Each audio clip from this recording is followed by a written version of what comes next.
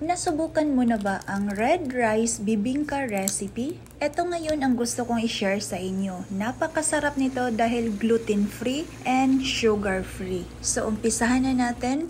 Gagamit lang tayo ng 2 1/2 cup of red rice. Lalagyan ng tubig para mahugasan ng mabuti. And after natin itong mahugasan, ibabad lang natin ito sa 3 cups of water ng whole night. So ito nga pala yung red rice na gluten-free ang gamit natin. At ayan na nga, ito na nga yung red rice na nababad natin ng whole night. Medyo malambot na po yung rice natin. So kailangan lang natin itong i-drain para mapalitan natin ng coconut milk.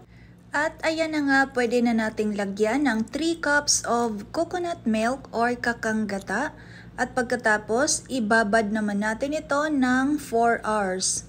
So lumipas ang 4 na oras, halu-haluin lang natin ito at ito ay pwede na nating i-blend. Gagamit lang pala ako dito ng blender, pero kung meron kayong oras or kung malapit lang kayo sa palengke na pwede nyong ipapagiling yung bigas doon sa palengke, much better yon. Pero kung wala din naman kayong oras na pumunta sa palengke kagaya ko at kung meron din kayong blender na katulad nitong ginamit ko, halos parehas lang din naman ang kalalabasan, magiging pinong-pino din ito. So ang ginawa ko, kalahati lang muna ang una nating na blend para mas magiging pinong-pino talaga ang kalalabasan nito.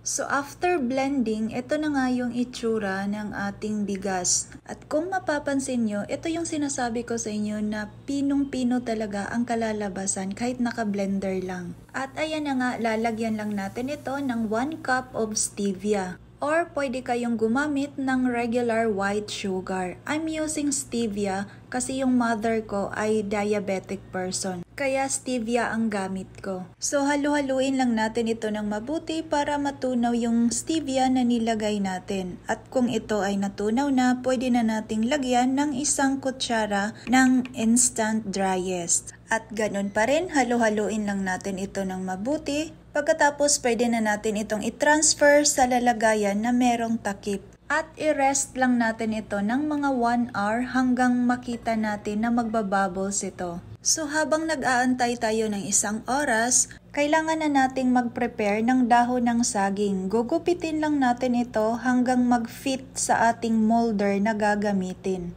At kailangan na nakasalang na yung tubig para sa ating steamer na gagamitin. At lumipas ang 1 oras, kung mapapansin nyo, nagbabubbles na po ito. So, i-mix lang natin ito ng mabuti, halu-haluin lang natin hanggang mawala yung bubbles. At pagkatapos, pwede na nating ilagay ang 1/4 teaspoon of pink Himalayan salt or pwede kayong gumamit any kind of salt basta yung pinong-pino lang po. So ayan na nga, pwede na natin itong ilagay sa ating molder at steam lang natin ito ng 15 to 20 minutes. So after 20 minutes, luto na ang ating steam bibingka. Ang ganda ng kulay, red na red. So ito naman yung lulutuin natin sa air fryer oven. Pagkatapos, i-bake lang natin ito sa preheated oven at 180 Celsius for 20 minutes. So ayan na nga, lumipas ang 20 minutes, luto na ang ating bibingka. So hahanguin lang natin ito. Ay wow, ang ganda.